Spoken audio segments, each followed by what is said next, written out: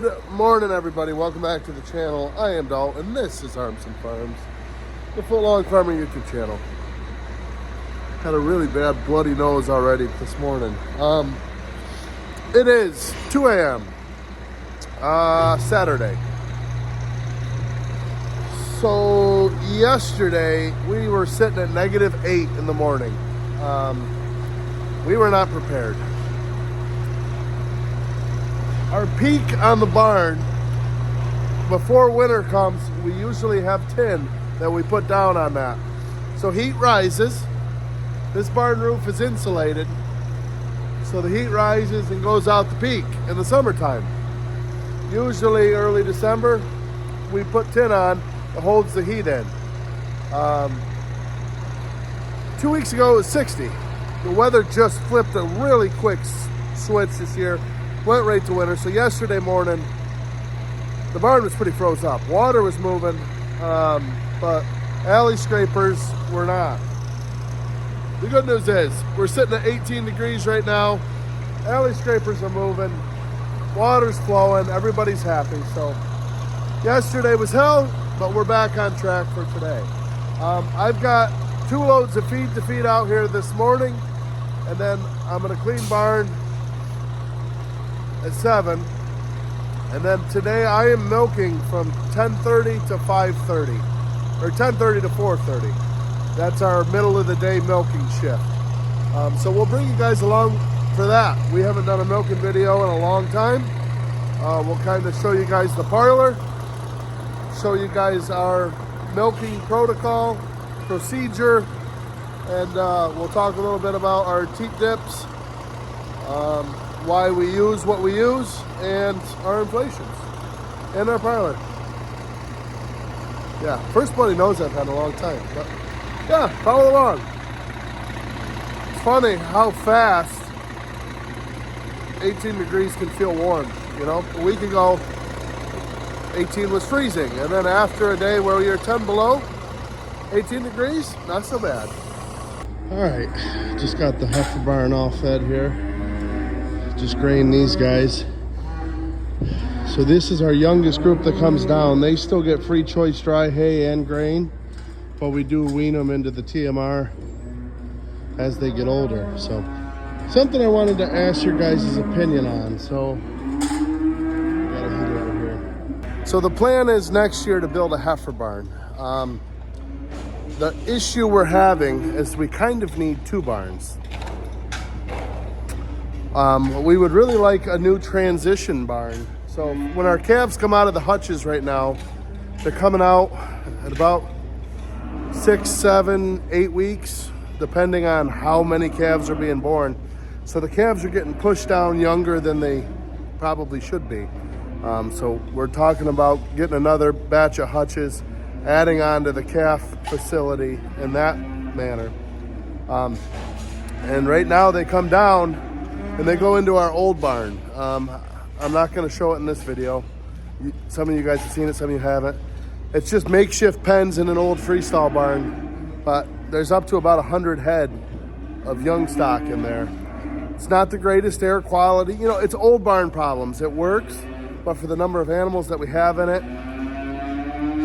it's not the best. It's very labor inefficient, very bedding usage heavy, whatever. It uses a lot of bedding. So it's less than ideal. And then from there they come down to here. These heifers are, let's see, 6. So these heifers are about 5 months old. They come down to here and they go right into free stalls. The issue we have is you get a handful of heifers like this one who refuse to lay in the stalls. So we really want bedded pack for heifers right up through probably this second pen. These ones, you know, they do okay in the stalls. So one of our thoughts was, and the other issue, this side of the barn. So the whole barn's overcrowded, but these heifers are too big for these stalls. When the concrete got poured, when we built this barn 15 years ago, the curbs weren't put in correctly, so the dimensions of the stalls ended up getting screwed up. So the neck rail's further forward on the stall loops than it should be, which leads to broken stall loops and all kinds of issues there. So we really need a barn for this pen and that pen, because both these two pens are technically too big for the stalls. So we're not gonna have enough room to build a barn to bring all of our pregnant heifers home. So we're still gonna have satellite locations for heifers. But basically the barn we're gonna be building is basically a twin to this on that side. And you're probably asking me, well, why don't you make that barn just bigger so it'll hold everything? Our manure lagoon is out the end of this.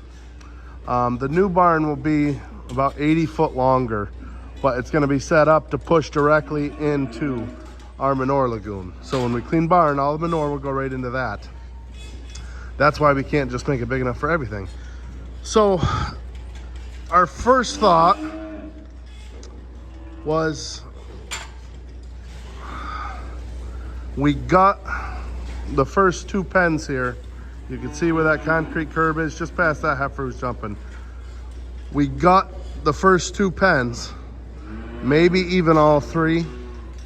But our first thought was, we got the first two, meaning tear all the stalls out, jackhammer all the concrete out, and we pour a concrete wall and make this just one giant bedded pack area.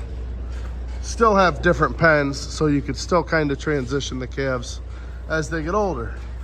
Now the issue with that is where these poles are in this barn.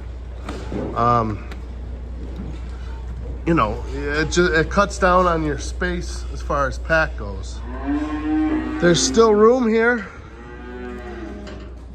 but it would definitely be less than ideal. Like ideally, you would want the curb, you know, the concrete wall right here.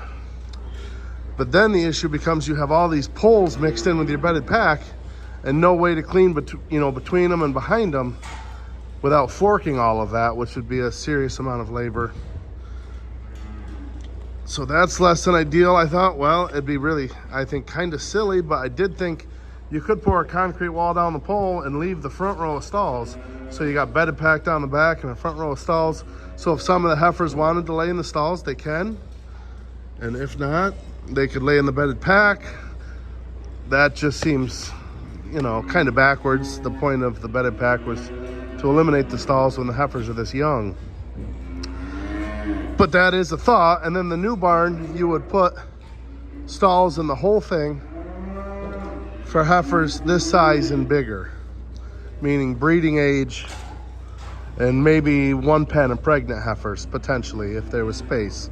But realistically, this barn is so overcrowded. When we build the new barn, between the overcrowded animals in this barn and the heifers in our old barn, the new barn's already basically full.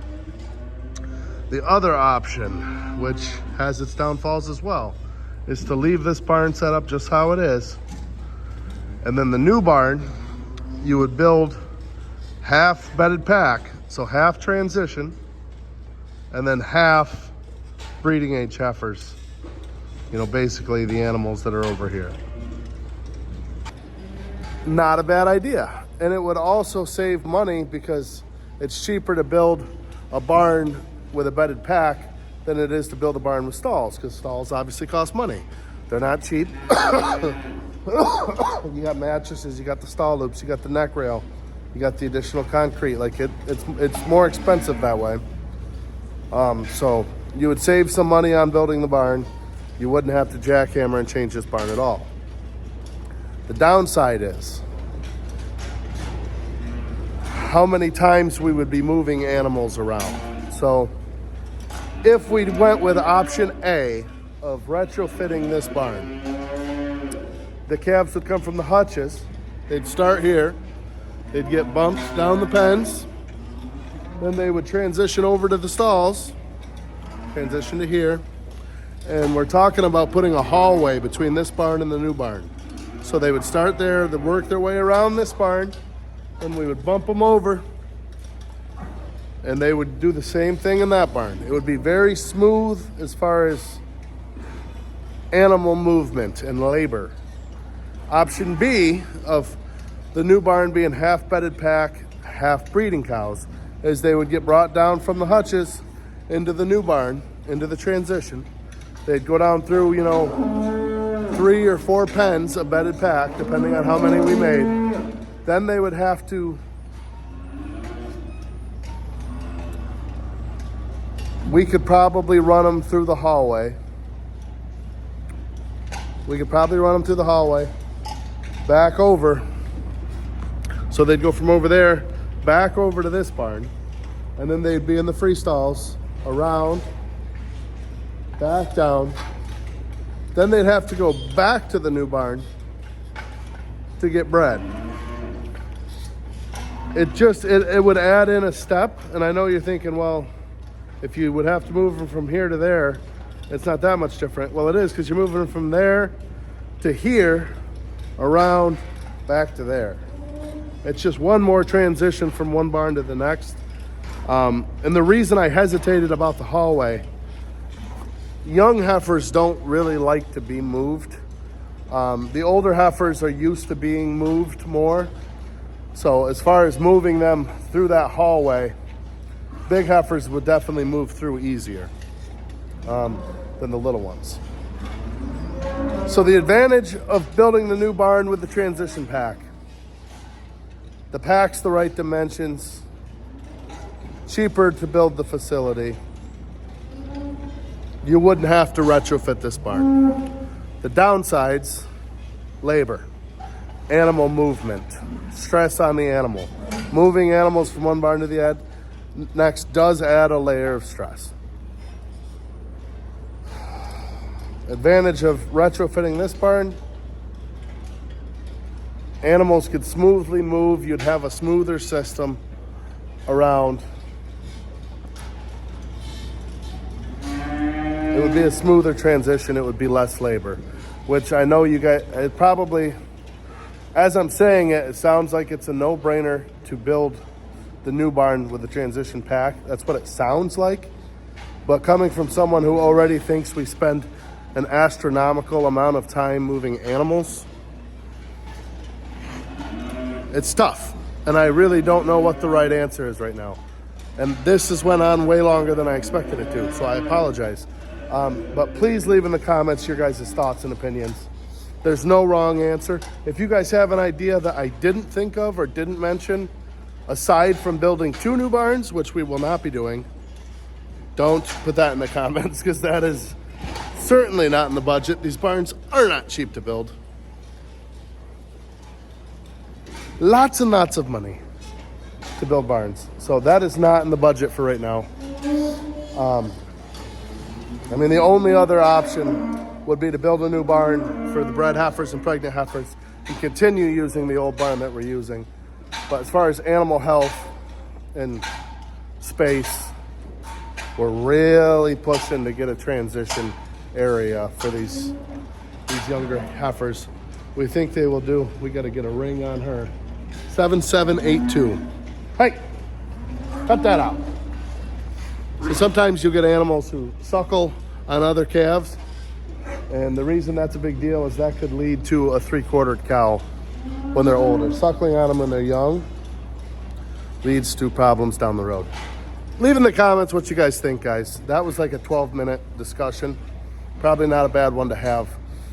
Leave me your thoughts and opinions, because we don't really know what the right answer is, but we know that we got to do something next year, which means we have to start now getting things lined up, because things take a lot of time to book and plan ahead. So let me know in the comments your guys' thoughts.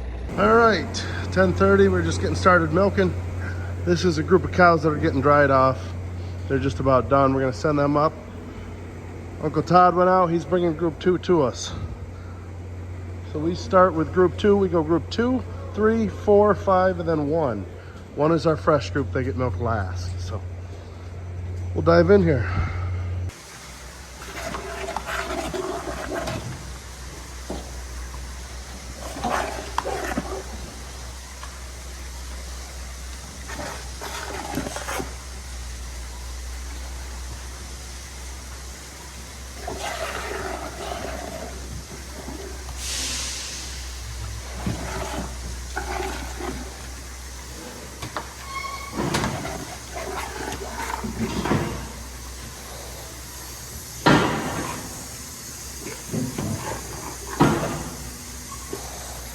Okay, so the first step, we pre-dip. That's this orange foamy stuff. That is a combination of hydrogen peroxide, glycerin, and lactic acid. We put it through our foam gun, which is over here. It just basically puts air to it and makes it into foam. That's we reduce the total usage, and it also, in our opinion, covers the teat better. So that's what we use as a pre-dip on our cows. After that, we go down through with microfiber towels, wipe every cow off. We give each teat get a couple squirts of milk out of each teat. That's where the majority of your somatic cell count is, in the milk. Then we put the machine on, and when we're done with the machine, we go down through with our post-dipping gun. This is a 1% iodine barrier dip. This cow is done here.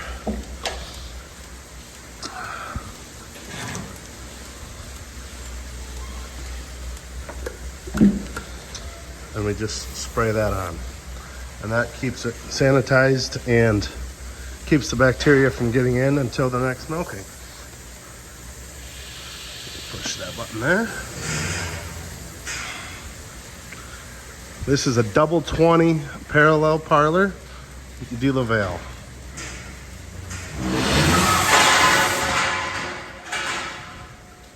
Air powered rapid release.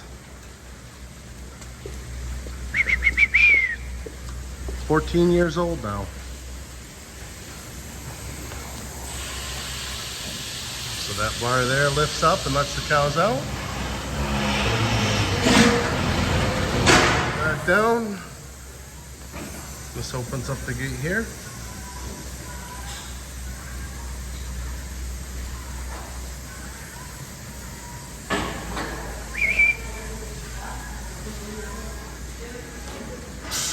All right, girlies, come on now, load her up. There we go. Usually it doesn't take much effort at all to get them to come in. The cows want to be milked.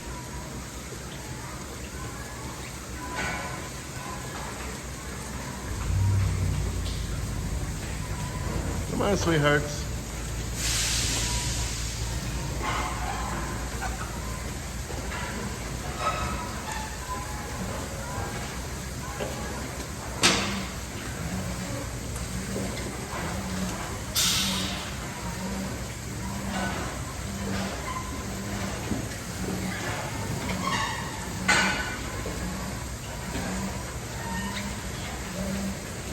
Come on, ladies. So the cows go up in, and then they turn into their individual stall and load themselves in as such. Oh, ladies, you like to get milked. Yeah. All right, we've been going at it for a few hours now. I'm going to get group 5 now. So we've got group 5 and group 1 left. So when we finish a group, I like to shut these crosswalk gates so that way that group, when they come out, they'll be waiting here by the time I get that group pushed. And the second guy in the parlor will have the machines on and running for that next round. That makes sense. So they'll get let out, but they'll be locked in the outside pens. The next group will come in, fill the holding area in, and start filling the parlor in. And after I get group 5 pushed, I'll take the last 2 groups of group 4 back, set all the gates back up, then group 5 can return to their pen. We have our rake. We rake every stall 3 times a day. Every time they go to the parlor, we rake.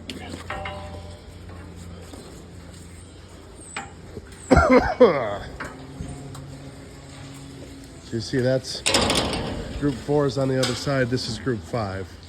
So now they can walk up and head to the parlor. Here we go, ladies. Sleepy girls. Come on now.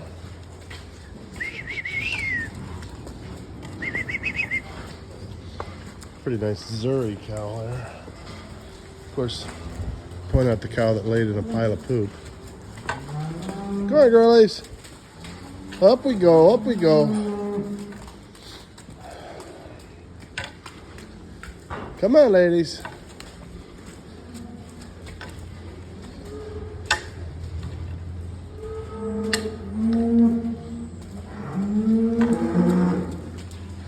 Our pens average about 180 to 185 cows a pen, which is about the max that our holding area will hold. If you fill both sides of the parlor, you can have groups of 200 because you put 40 cows in the parlor right off the bat. And then, like I say, you put another 180 in the holding area. So here we go, ladies. Come on now, parlor bound. Let's go. I got to work on these overhead doors here on Monday before the next hard freeze. The birds, with them sitting up all summer, the birds like to crap on top of them, and it just rusts out all the hinges and the rollers, and so you got to spray them down with penetrating fluid and force the door down, and it's not fun. One big thing, if anyone's building a barn, make sure there's like a 5 to 6 foot gap between your end gates and the doors. This half of the barn was built in 03. You can see the rafters changed down there. That half down there was built, I think, in 2010, 2012, somewhere in there. But this end was 03. These are original doors, and they're getting pretty tired. But on that end of the barn and in the new barn, we put, like I said, probably a 6 foot gap in the between the end gates and the doors, and just having that space keeps the manure off the doors, and they last a heck of a lot longer. Big Cleveland there doing her thing. She is having a lot of trouble getting bred. For those of you who don't know Cleveland, she's that black Jersey cross of mine there. She's been bred 4 times now. She's got about one more shot, and then she's going to be a Cleveland style hamburger for somebody, I think. So cross our fingers, hope she sticks. We bred her to Angus this last time around. Higher conception rate, so cross your fingers that old Cleveland's not making a ride to Pavilion. I don't know if I've said it yet in the video, but most milking shifts, so this one starts at 10:30. We'll be pretty well done milking and washing and everything by 4:30. And then we start back up at 7 tonight. We could push a lot more cows through our parlor. There's a lot of farms that have double 20s that are putting double the cows through. I've always been told like 1,500 is max, but I've heard people putting over 2,000 through them. One big thing that I've always thought has been undervalued is, I mean, obviously stress on animals is huge. People talk about that all the time. Cow comfort. People will go through massive pain in the rear end, like sand, to have cow comfort. But then they will just force cows through the parlor and push them as hard as they'll go to get them from the barn to the parlor to try getting those numbers through the parlor. You're losing milk doing that. I think, and I realize there's got to be a transition period as you grow. You know, you can't always have perfect everything. I mean, look at our heifer barn situation. Like I said, overcrowded. And we're losing some quality there, which is why we're going to be building a barn. But we just kind of slowly push our milk cows. We're never forcing them. We're never, you know, it is what it is. Like a lot of pens, I'll just push half like I just did, and I'll leave the back half for 10, 15 minutes. This pen's not set up so you can do that, but some of these other pens, that's what we'll do, and we'll just kind of let the cows mosey their way up. And honestly, if you do that, 90 to 95% of them will get up and walk to the parlor. It's just a few that are just napping. You know, you got to wake up. But I think it's something that's not talked about enough. Is just, I see a lot of these farms have 3 or 4 different locations, and you're just constantly moving animals from one farm to the next farm. And there is efficiencies in it. But the stress on the cow, I'd be curious if there was a magic way to figure out pounds per cow lost because you're moving them, or again, farms that are pushing so many cows through the parlor. Again, sometimes there's no way to avoid it. I am just curious. Yeah, we push our own cows. Some farms will have an extra guy. You know, you'll have your guy in the parlor, then you'll have an extra guy that just pushes and scrapes. Because we have alley scrapers in this barn, we're able to get away with just 2 people. 2 people will be milking together. And then like right now, when the last group went in, I came down to get this pen, and I'll push this pen up, put the last pen away, and then I'll go up and, you know, we'll milk the pen. So it's never really this big push. I also think our guys in the parlor do a better job because they don't feel that stress of a guy sitting over top of them, timing them, telling them they need to go faster. You work so hard and spend so much money to get a high quality product in your milk. And then people force cows through the parlor and push the guys who do the milking. Or if you do the milking and you're the one pushing them. Like, that doesn't really matter who's doing it, I guess. But you spend so much money to put in quality feed and comfortable barns and good genetics and all that. And then you push the parlor, and it's like, that's the end product that you're trying to get. That's the quality that you got to have, that you get paid on. You get paid on quality. You get paid quality bonuses.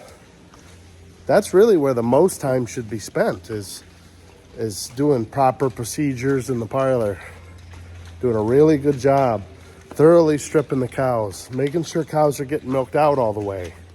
If you have automatic takeoffs like we do, making sure they're set properly so that way machines aren't coming off too soon, or make sure machines aren't over milking cows. Make sure your pulsation's good on your pulsators. You know, a lot of people don't check that kind of stuff in their parlor enough.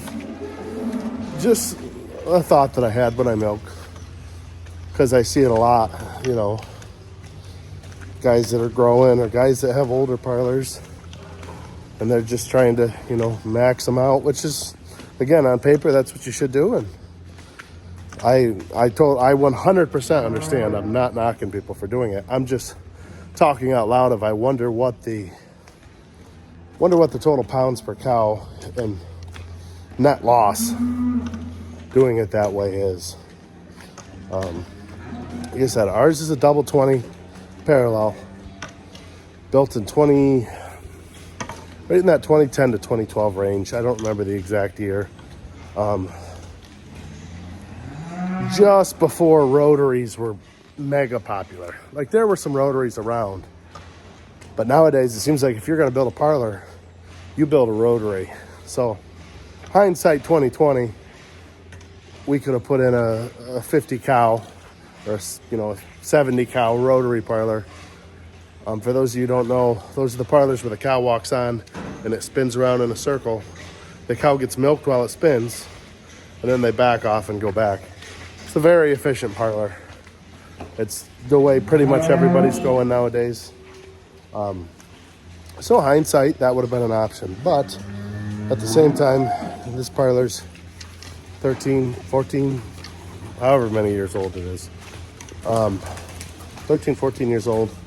So we're probably halfway through its life already. And that might be being generous, you know. That depends on who you ask. Some farms will get 30 years out of a parlor, and some farms won't, which again comes back to how hard you're pushing them, I guess. So those girls are all back. you know, group 5's out, headed up here. Come on, ladies. So I just opened that gate back up to group 4. Come on now. This group has 191 cows in it, so as I said, we're pushing our limits here. Come on now. If we ever got to the point where we needed more cows in a pen, we do have a gate here we could shut here, and you could let another 30 cows, 40 cows hang out back here until you got some animals milked. Come on now. Come on, ladies. A sore foot on that one. Come on now. Here we go. Up in, up in, up in. There we go. Wish my kids listen as good as they do sometimes. Push this little button.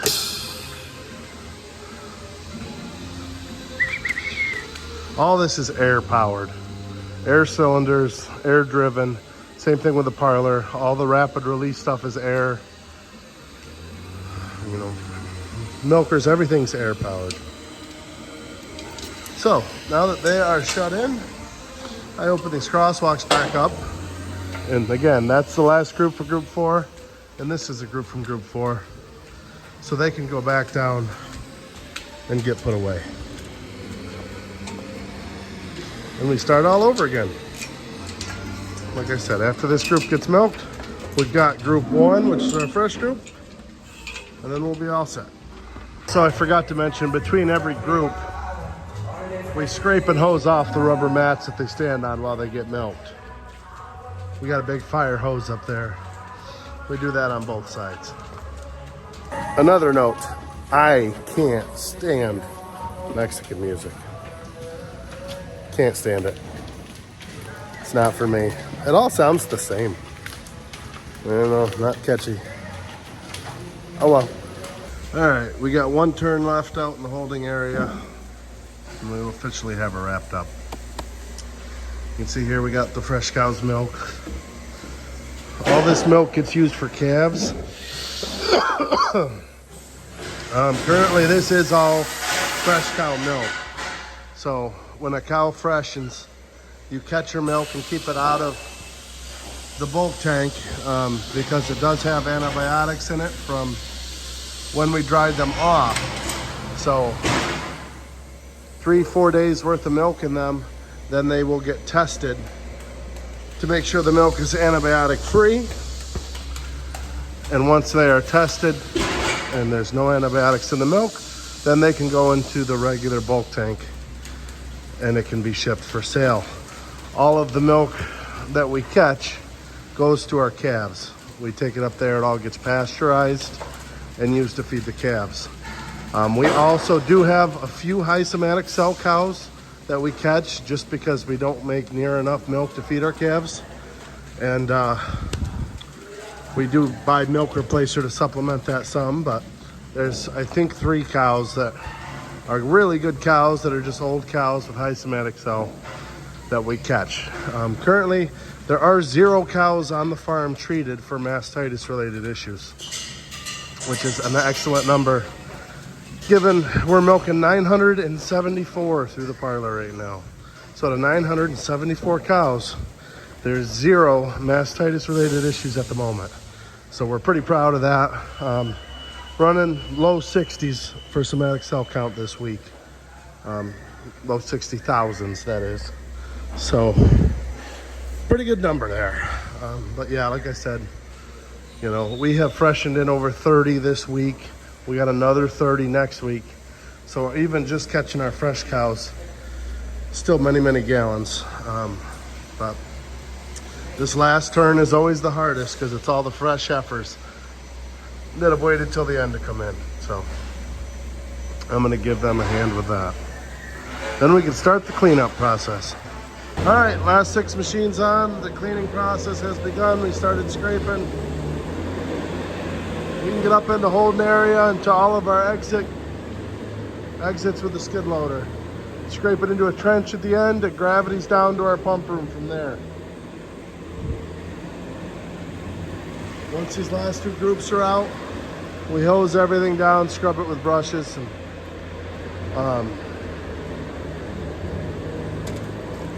these are called jetter cups. You flip the machines upside down and you put them on there. That's where the washing takes place. All the sanitation runs through all the hoses, all the inflations, everything like that, and we wash all the external stuff manually by hand here. It's kind of a timely process, but we do our best. We do have kind of hard water. You can see this used to be polished aluminum. I'm hoping this winter we get time to get in here with a polishing wheel and actually polish this all back up, because after, like I said, 13, 14 years, you can see what it's supposed to look like just from our hands rubbing. Hard water takes its toll on stuff, so yeah, we'll get to cleaning here, which is good. I'm exhausted.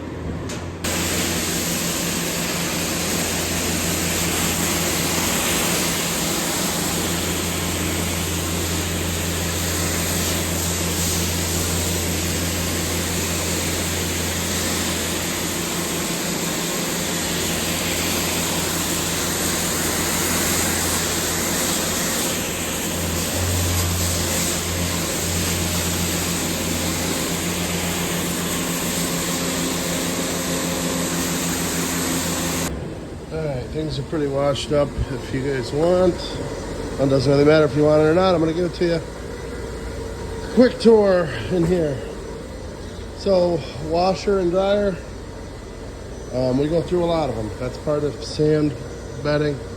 But every towel only gets used once per cow. Then it comes in, gets sanitized, gets dried, and then reused.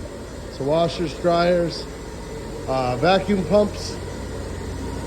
We've got 2 air compressors. This is our main one. This is our backup. Hot water tanks. More water tanks. This is town water that comes in. We are limited to how much water we're able to use. Outside this door, we have 2 big underground water tanks. I believe they're 10,000 gallons apiece that are fed by 4 to 5 different wells around the farm. Cooling system. More water pump stuff. Here's our T-tip. It's our iodine tote. It's our peroxide tote. Goes in, that's where it goes over, and it's plumbed into the parlor from there. It's kind of a mess in here at the moment, but we're working on it. It's that time of year.